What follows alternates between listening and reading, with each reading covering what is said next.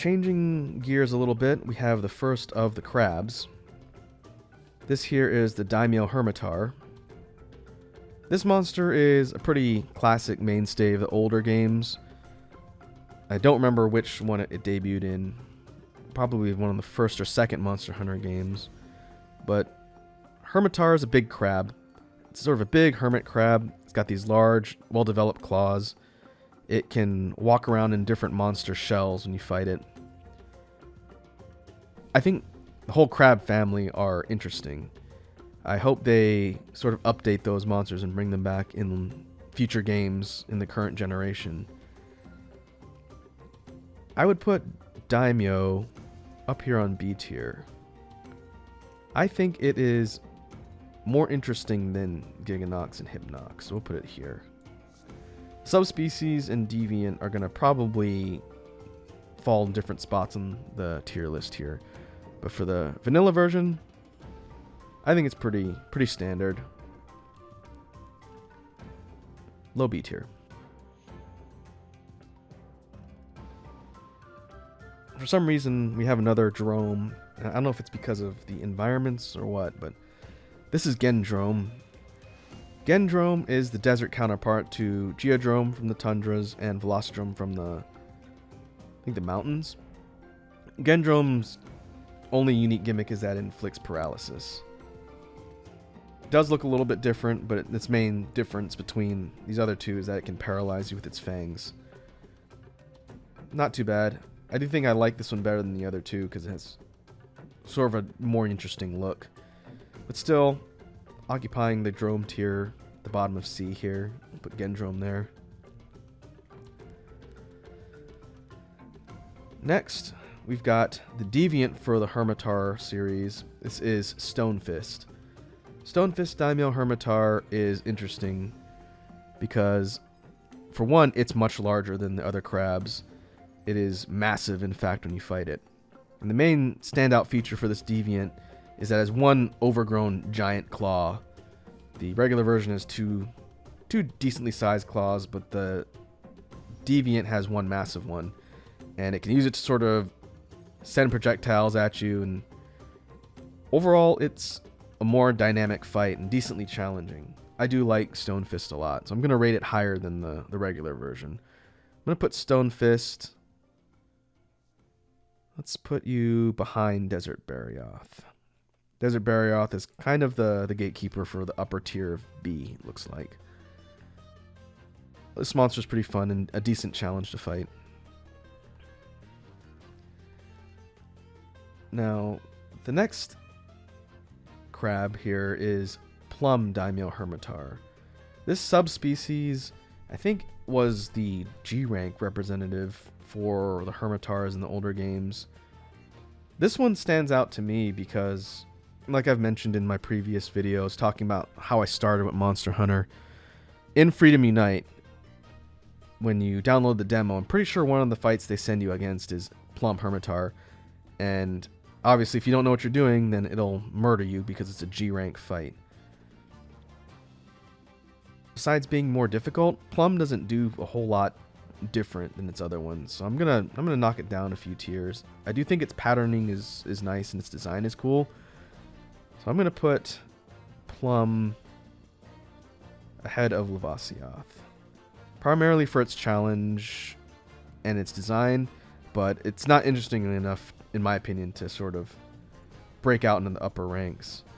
And I may be somewhat biased because I spent a lot of time trying to kill this thing when I played the demo. And failing.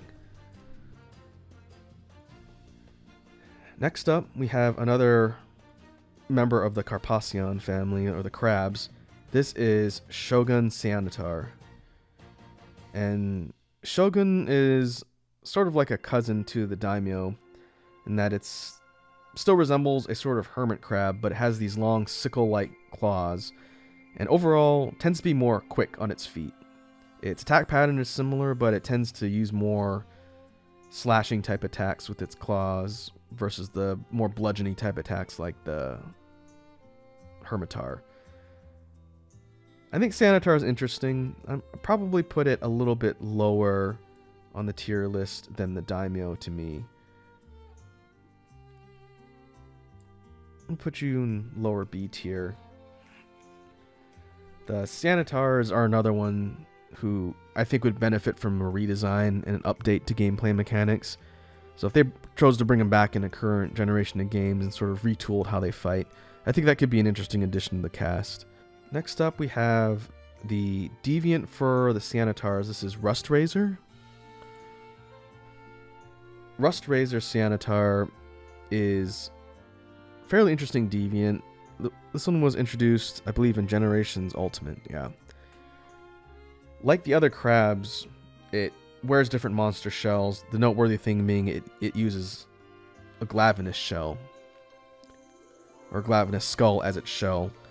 And it has a couple different new abilities being in Deviant, and then it can sort of sharpen its claws and use the Glavenus shell as part of its attacks. Overall, I think it's more interesting than the vanilla Sanitar, and decently challenging. So I'm going to put Rust Razor up here, put it one tier above. Overall, pretty challenging fight, and pretty decently designed monster as well. I think it's noteworthy enough to bump up a tier. Moving on, we've got the subspecies for Shogun Sanitar. This is Terra Shogun Sanitar. This one was, I believe, a G rank subspecies you fight, kind of like Plum. And it's orange, it's a different color. I don't remember this fight being too different, other than speed and damage. It doesn't really do a whole lot differently fight-wise, so I'm going to drop Terra down here. I'll put it below Plum, sort of in the same spot. Its coloring is interesting, but pretty forgettable as a fight. Next up is a monster that we haven't seen in any current generations in quite a while. We have Shen Gaoren.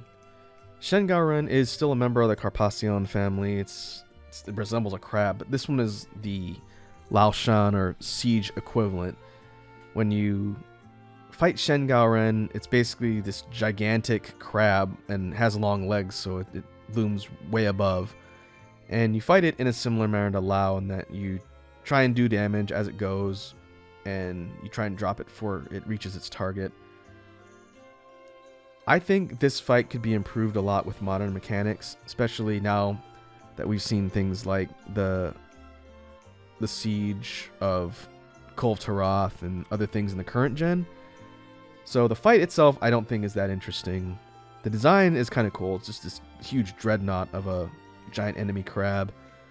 So I'm going to put Shen Gaoren up here below the other crabs.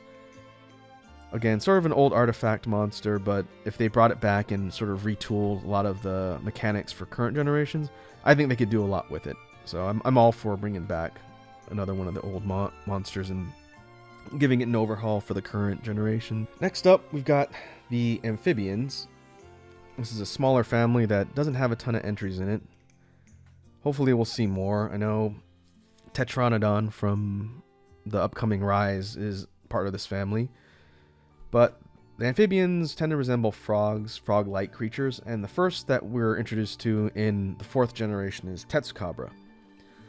Tetsukabra is neat. This monster, being a representative of the amphibian family, is an earlier game target that you encounter in 4 and 4. And it's sort of this tusked, poison dart frog-looking monster. It's medium-sized, but it integrates a lot of moves from sumo wrestling. It's got sort of these stomps and pushes and lunges that are reminiscent of traditional sumo fighting.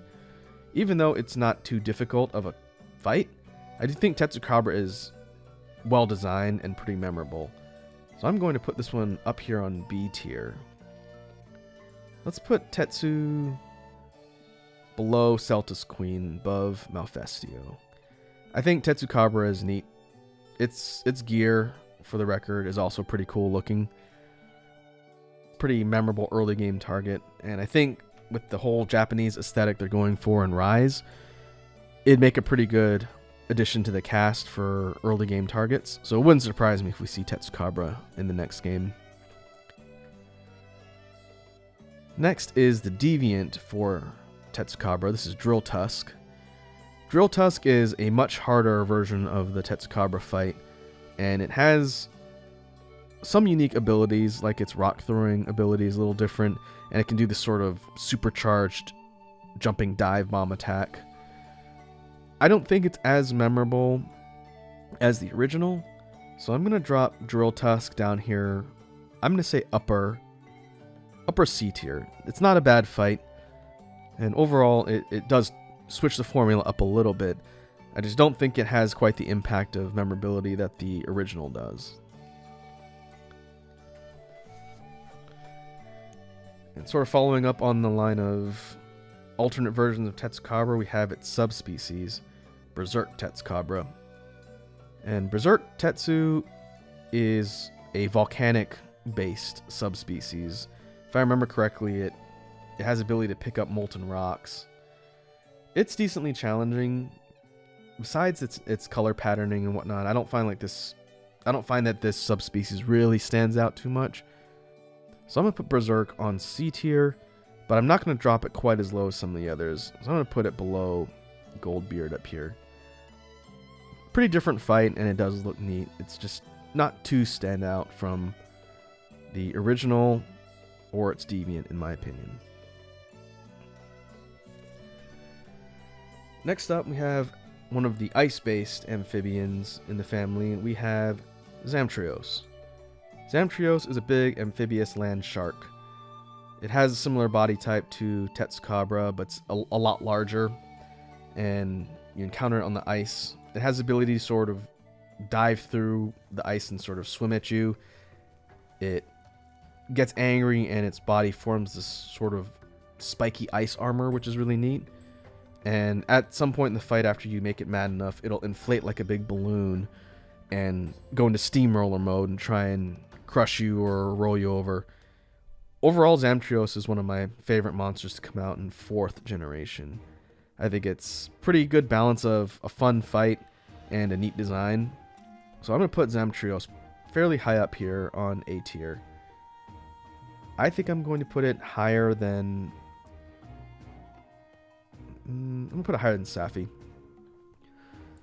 When I think of memorable designs in the whole series overall, Zamtrios goes up there pretty high.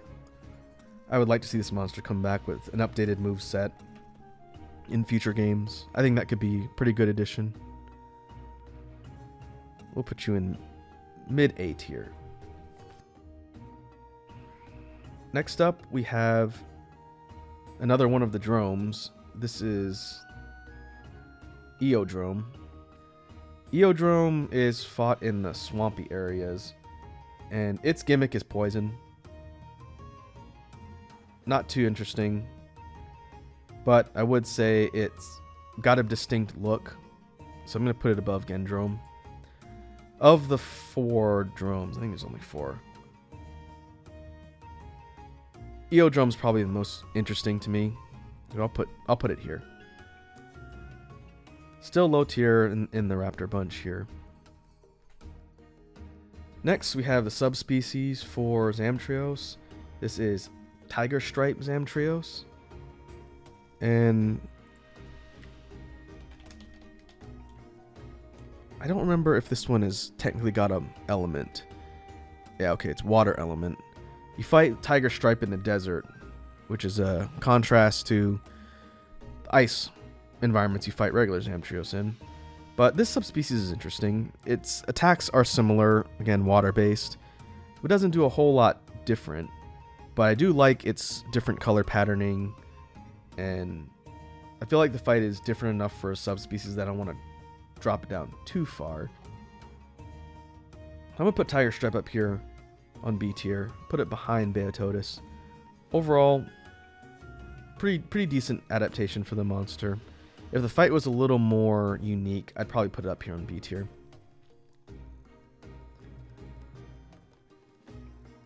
Next up, we've got monsters from the Pelagus family.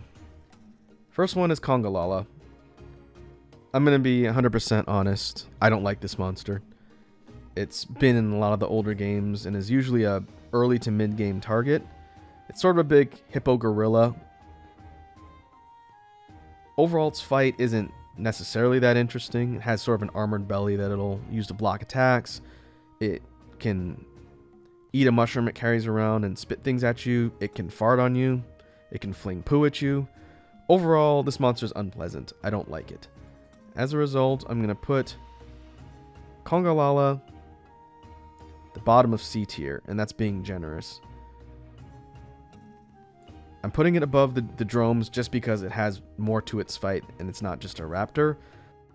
Like, fighting it, its design has an interesting combination of attributes, but overall, big gross monkey goes down here.